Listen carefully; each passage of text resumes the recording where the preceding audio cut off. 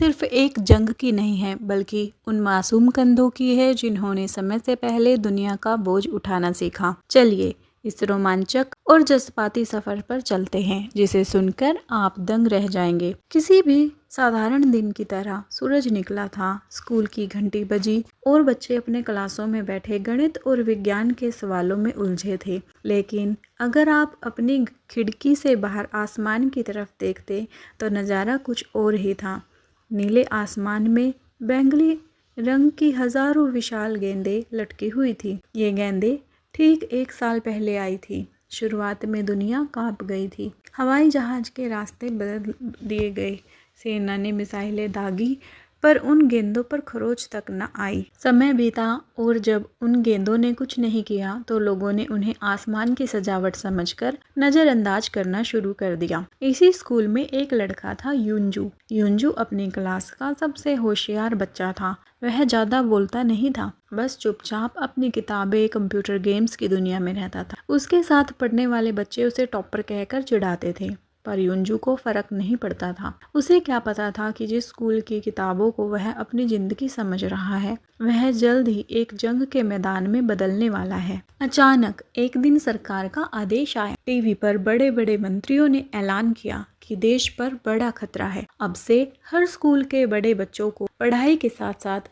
सेना की ट्रेनिंग लेनी होगी। जब बच्चा इस ट्रेनिंग में शामिल होगा, उसे कॉलेज में एक्स्ट्रा मार्क्स मिलेंगे। अगले ही पल स्कूल की क्लास में फौजी वर्दी में एक सख्त चेहरा दाखिल हुआ, कैप्टन ली चून। ली चून एक ऐसे फौजी थे जिन्होंने उन बैंगनी गेंदों का काला सच करीब से देखा था। उन्होंने बच्चों से कहा, आज से तुम्हारी कलम तुम्हारी बंदूक है और तुम्हारा क्लासरूम तुम्हारा कैंप। बच्चों को लगा कि ये तो बहुत मजेदार है। स्कूल में ही पिकनिक जैसा माहौल हो गया। लड़कियां अपना मेकअप किट छिपा कर लाई थी और लड़के बंदूकों को खिलौना समझकर एक दूसरे पर डिशाऊं कर रहे थे। लेकिन ली चुन का चेहरा पत्थर जैसा सख्त था। उन्होंने चिल्ला कर कहा, जिसे तुम खिलौना समझ रहे हो वही तुम्हारी ढाल बनेगी। जिस दिन आसमान से मौत बरसेगी, उस दिन तुम्हारी मस्ती तुम्हें नहीं बचाएगी। रात का समय था। यूंजू अकेला स्कूल के अहाते में टहल रहा था। अचानक सन्नाटे को चीरती हुई एक आवाज आई। आसमान से एक बैंगनी बॉल सीधे जमीन पर गिरी। यूंजू उसे देखने के लिए आगे बढ़ा,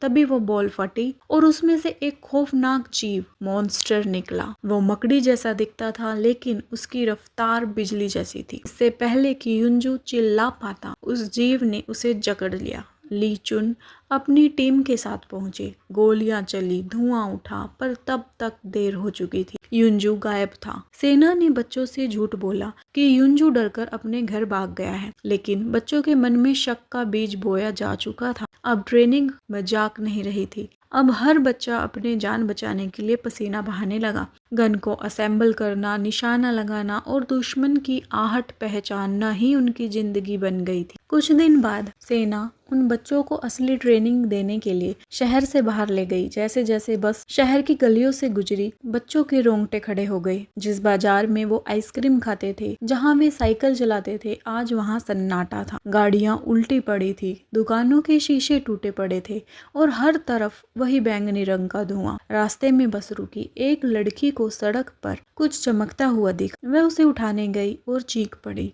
वह एक बंदूक थी जिसे एक कटा हुआ हाथ पकड़े हुए था। ये मंजर देखकर बच्चों को समझ आ गया कि यूंजू घर नहीं गया, उसे किसी राक्षस ने खा लिया। अचानक झाड़ियों से आवाज आई और छोटे छोटे सैकड़ों जीव उन पर टूट पड़े। उनकी प्यारी टीचर, जो हमेशा उन्हें चॉकलेट देती थी, उन बच्चों को बचाने के चक्कर में शहीद हो गई। अब बच्चे अकेले थे और चारों तरफ दुश्मन। वे एक पुराने शॉपिंग मॉल में छिप गए। यहाँ छठी क्लास के बच्चों को भी एक बड़ी सीख मिलती है। जब मुसीबत आती है तो बड़ा छोटा नहीं, बल्कि दिमाग काम आता है। मॉल के अंदर एक छोटा सा राक्षस घुस आया। बच्चे डरे हुए थे, पर उन्होंने हिम्मत नहीं हारी। उन्होंने एक टीवी चला दिया, जिसकी तेज आवाज सुनकर राक्षस उस तरफ भागा और बच्चों ने फुर्ती से दरवाजा बंद कर लिया। वहीं एक लड़की, जो गन नहीं जोड़ पाती थी, उसने अपनी सहेली की जान बचाने के लिए पहली बार गोली चलाई। डर के पीछे छिपी बहादुरी बाहर आ रही थी। ली चून उन्हें ढूंढते हुए आए और बोले, आज तुम बच्चे नहीं रहे, तुम योद्धा बन गए हो।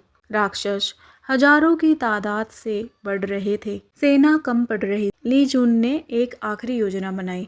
उन्होंने एक बड़ी बिल्डिंग में हजारों किलो विस्फोट लगाए। प्लान ये था कि शहर के सारे राक्षसों को शोर मचाकर उस बिल्डिंग के अंदर बुलाया जाए और फिर पूरी बिल्डिंग को उड़ा दिया जाए। यह मिशन बहुत खतरनाक था। बच्चों को सायरन बजाने थे, ड्रम पीटने थे ताकि राक्षस उस तरफ खींचे चले आए। जैसे ही राक्षसों का झुंड बिल्डिंग में दाखिल हुआ, ली चुन ये देखने गए कि कोई राक्षस बच तो नहीं गया, लेकिन तभी हजारों राक्षसों ने उन्हें घेर लिया। बाकी बच्चे सुरक्षित दूरी पर रिमोट लेकर खड़े थे।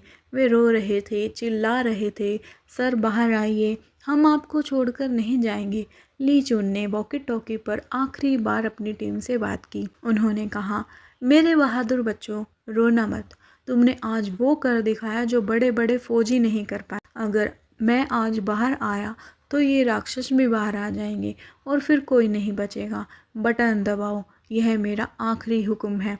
एक लड़की जिसकी आंखों से आंसू बह रहे थे, उसने कांपते हाथों से रिमोट का बटन दबा दिया और एक बहुत बड़ा धमाका हुआ। पूरी बिल्डिंग आग के गोले में बदल गई।